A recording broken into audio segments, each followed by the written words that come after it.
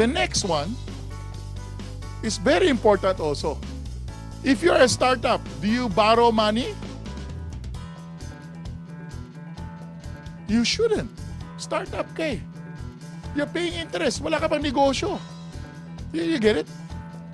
You know, it is really scary when you're just a startup, a young growth, and you're borrowing a lot of money, right? But your business model is not, wala ka bang cash flow, right? So in other words, and the worst thing is, you have a lot of borrowings, and you're giving out dividends. Do you get it? Meaning you have a lot of requirements, tapos nagdidibidendo ka. There are some companies that are doing that now. They just want the stock to go up. So they're trying to do a lot of things which they don't understand. Just focus on your business because you're just starting. You're just growing. Then you start to buy back your stock just to be able to defend the stock. Umuutang ka pa para i-defend yung stock mo, which I don't understand. And these are the things, it's available. I mean, we see these people. We really see them. And I'm surprised. So when I do a corporate buyback, you have to qualify. May debt ba yan o wala? If they have a debt and they're giving you dividend, what does it mean? What does it mean? What does it mean? What does the underlying reason mean? Because they want to pay themselves first. You get it? So anytime there's a problem in the company, may pera sila. You got it? Why would you borrow to pay yourself? Ano ibig sabihin nun? You get it? So you have to be very careful, right? So you have to try to understand in between the lines, what is the reason? If I'm a startup, I should be what? Getting equities, investment, so that you can, because it's burning. You have to remember, when we started COL Financial, how many years do you think I got burned? 10 years, 1999 to 2009. We were not making money. Meaning, I have to look for revenues in order for me to be able to sustain the burning. Right? You get it? If you study us, we started COL 2006. I have 272 customers. I was losing money. Right? So these are the things which the starter has to understand. Diba? You think you can raise money? The answer is no, if you don't have any track record. And the worst thing is you raise money and you use the money to borrow more money to pay yourself. Oh, it's even worse. You have to know where you are when doing corporate buybacks. Totoo ba yan? Is that the real corporate buyback? Or is it just to encash themselves personally? And I can see those companies, right? But I can, of course, openly declare it, what's going on. So I can teach you just a process to understand how do you now evaluate these companies. Where they are in the chart.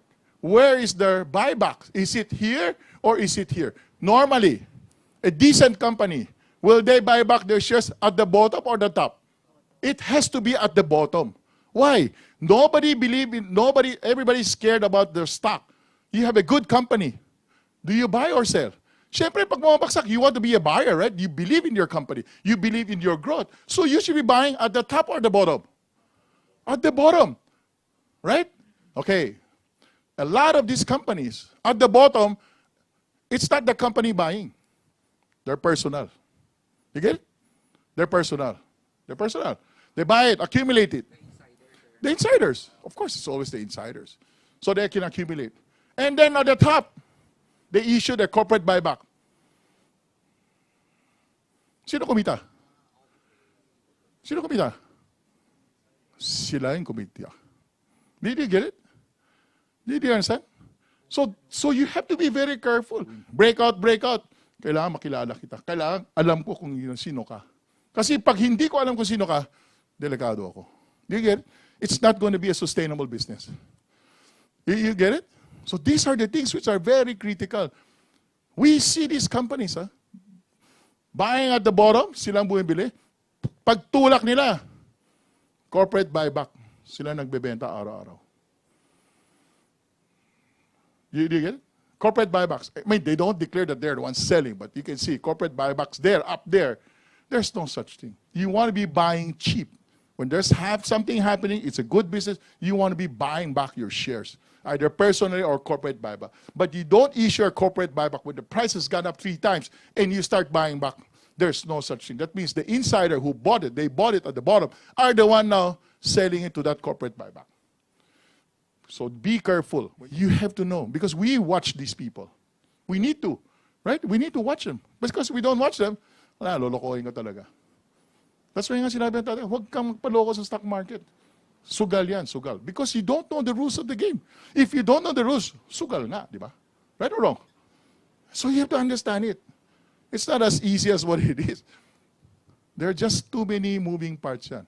And we've been doing this for so many years, and till today, we're still learning. So what do you see there? Anong ginawa ni Injap? He said, I'm going to build 100 city malls. Right? Diba? So what? Is it story or numbers? Stories. His stock went up from 2 to 80. 2 to 80 yan, ha? Alright? Ano sinabi niya? 2020, I will have 100 city malls. That was 5 years ago. Sinulat na niyan. In 2020, I will have 100 malls. So what is the reason why his stock? So the first stage of the move, from what he said, from 2 to 80, what happened? This is stories or numbers? Stories. After the speculation, now he has to perform. He has to come up with numbers, right? So what are his numbers? Look at it. Look at it carefully. He borrowed at the height today 29 billion in debt. Okay? Right? So look at that on the left side. Huh? All debt. You see it? Do you get it? Do you see it? All right? Then the next one is all the promises he did. 2019, 36 operational city malls. So do you think he will achieve 100 malls by 2020? Kaya ba? So storytelling is great. This pure speculation. Then numbers now are needed. Execution na yan. Right? So look at the height. At the height of the stories, comparing to Mega Road. Comparing to Mega Road. Did you see it? Did you see it in your slides? There was a point, it was bigger than Mega World. And Mega World at that time was producing 12 billion in cash flow. So you need to understand the market cap of each and every of these players, every of these companies. So that from there you can already identify that at the height of 80 pesos, that's already a mania. Meaning, it's really a parabolic mania. Height of the speculation. So you need, if you are a trader, you need to know when to get out. Because if you don't know when to get out, then from 80 back to 20 pesos today. Now, will he make it? This is a very good comparison. Okay, so the speculation on Mega World, what he wanted to do, in the way in the 1990s, crisis came when the interest rates went to the moon. Right? You look at Mega World, when they were just starting.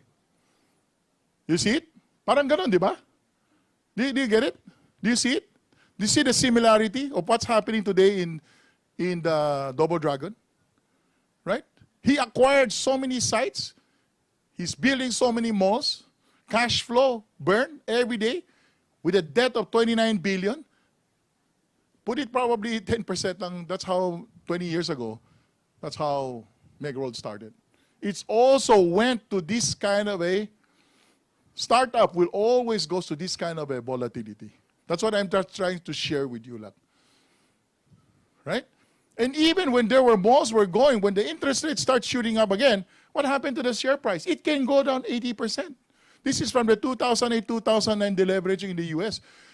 No problem in the Philippines, but you would see this kind of a, when there's a credit crisis, not in the Philippines, but in the global interest rates will just shoot up 20, 30%. And when interest rates shoot up 20%, your stock, the young growth, can go down 80, 90% also. You got it?